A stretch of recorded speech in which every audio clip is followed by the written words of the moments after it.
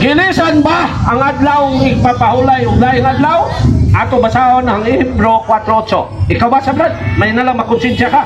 Hadlok pud mo basa. Wala. Kay kung si Josue nakahatag pa kanilang pahulay, dili na unta ang Dios maghisgot pa og laing adlaw. Klaro?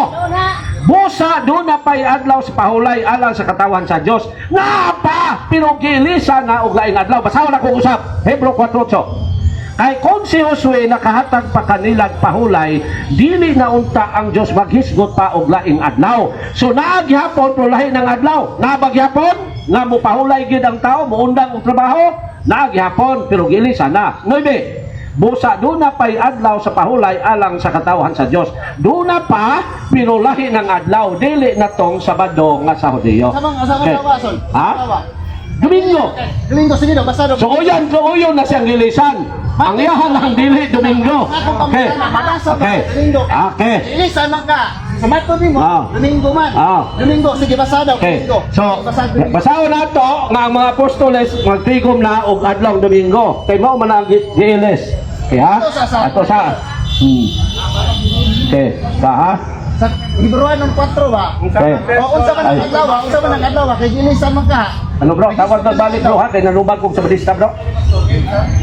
Sige bro. Tawag na ba ko ilon? Tawag balik bro. Sa nga versikulo. Ako'y basa. Dito, giilisa na. Ang iyang reklamo, unsay giilis, dapat di na kasabado. Mangita ka lang adlaw kay giilisa naman. Di ba? Pusa. Kapalo na siyang gilisan. Okay. Ayaw, may malang debate na kay ikaw na imong kinaiya. Okay. Ala, komentaryo ko itong sa imong may mo. Buhat, Sanuan 20:19. Mo ni gipuli. Sa pagkagabi na niadtong Domingo ha, nagtigom ang mga tinunan sulod sa lawak. O gitangkahan nila ang pultahan kay nahadlok man sila sa mga kadagkuan sa mga Hudiyo. So ang mga apostoles nahadlok sa mga Hudiyo, muhod ang gitangkahan ang lawak. So, tanon, ato nagyun siyang tiraho gusto. Dili man ka mo to sa simbang Katoliko. Nganong lamang kay kalendaryo sa inyong balay, ngas Katoliko may nagbuhat ana, sa tupapa man, dapat maulaw ka. Sa tupapag nagbuhat sa kalendar Certification nga graduate na o niya usa ka pag sugo nga kamo usab makawali na o nahimo na mong sinugo sa Dios pinaagis mga pare kay ang sugo sa Ginoo dili man na direct alang-alang atoon sa Ginoo ikaw ra isa ang Ginoo nagtukod og simbahan nagtudlog katawhan nagpormisyon o niya isugo aron magwali niya mao na ko'y nanudlo katong isugo o na nga ang pagsugo sa Ginoo continuous na. Ang importante nga usa ra ka pagtulunan, usa ka pagtugo sa Ginoo. Kay kung di ka sa pundok sa Ginoo, sino ra kang supak-supak pareha nimo? Sino kang supak sa Katoliko kay di man ka sinugo. Dili sulpot ra man ka. Mao tubag sa imong nindot nga pangutana. So, ang pangutana nako direct mo to sa iya nga mo sugod manggid siya dito sa kuan. Matod pa niya palatay hangtod nga niabot sa iya ang kautosan. So, muna ang kuhan, kinsa may matod pa nimo pandong mangyod, kinsa may ipandungan sa apostolis ka Katoliko. Ang tanan nilang mga sakop sa Buhat Kapitulo 15 ilang ipandungan. Unya gisugo, mo na mga pare, doon ay gahom og otoridad, pagsugo, pagpanudlo o paghimog sakramento. Unya ang Katolik na o mala, nabade protestante sa unang siglo. Katoliko man na. Buhat 9:31. Ang sa gingon sa Grigo nga Biblia, unsa man ang pulong Katoliko sa Grigo? Catholis. Katahulos. Kung sa gingon sa Buhat 9:31 sa Grigo nga Biblia. Ingon San Pablo, Himinong Ecclesia Catholis. The Catholic Church. Alang nagkamuna, awa pa man mo itong panahon na. Igo na mo munang iskot ng Biblia. O kung may mag-printag Biblia, na may pagtuo, wala. Tungod kaya ang inyong pagtuo. Dihara ko itong sa Biblia. O kung nag-imog Biblia ang Katoliko, wala mo'y pagtuo. Kung niya labing tinood. Galit yata.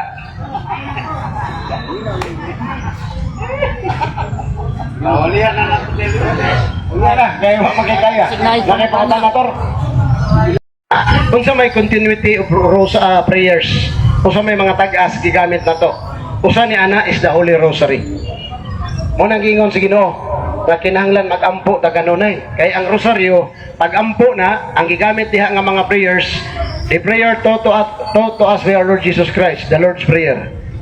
San Mateo 6:9-11. Ningon si Jesus, kung mag-ampo kamo ingna nini, amahan namo nga naka sa langit. Pagdaigon imong ngalan, mabot ka na mo imong gingarian, matuman yung pagbot risuta mingos langit. Kanang pagdaig kang Santa Maria, iya na sa Dios gawahan. Through Angel Gabriel.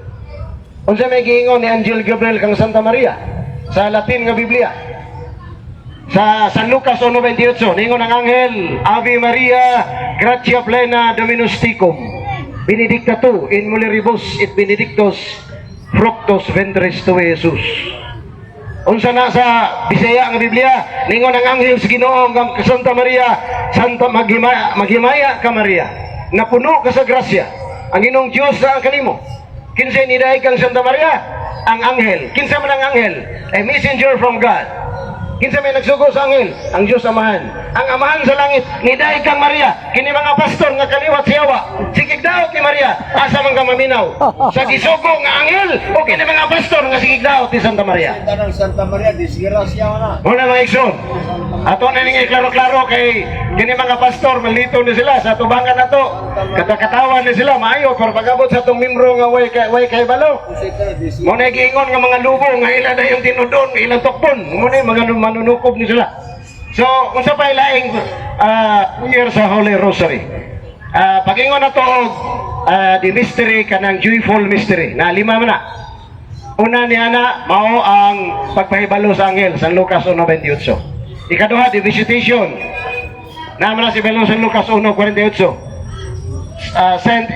Saint Elizabeth visited Mama Mary. Ingon siya, ngano man ka, nga miduaw mga kanako ang inahan sa akong Diyos.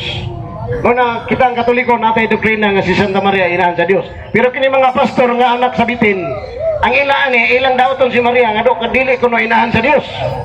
Muna nga magbantay ka ni mga pastor, kadili niya sa Diyos. Ang isugo sa Diyos, pare. Pinadayag 5 Gs, gihimo mo silang gingharian sa mga pare. Why pastor gisugo, magwalig mayong balita. Ang gibuhat ay nagwalig mayong balita. Magwalig Isus, tapos og pisos, magwalig ni sila Kristo, tapuson kag 10%. Mao sila ang mga PBME, pastor borot, membro alaot. Ayaw gyud padala nila. Wala pa na pa kuno magtubag ikatulong misteryo. Ang pagkatao ni Jesus. San Mateo 2, mabasa na to 11:13. Og natao si Kristo sa pasungan. Siya ang gitawag nga Emmanuel, ang Dios nga uban kanato. Si Kristo Dios ang Emmanuel. Natao. Unya sa pagkatao ni Kristo, Dios na siyang daan.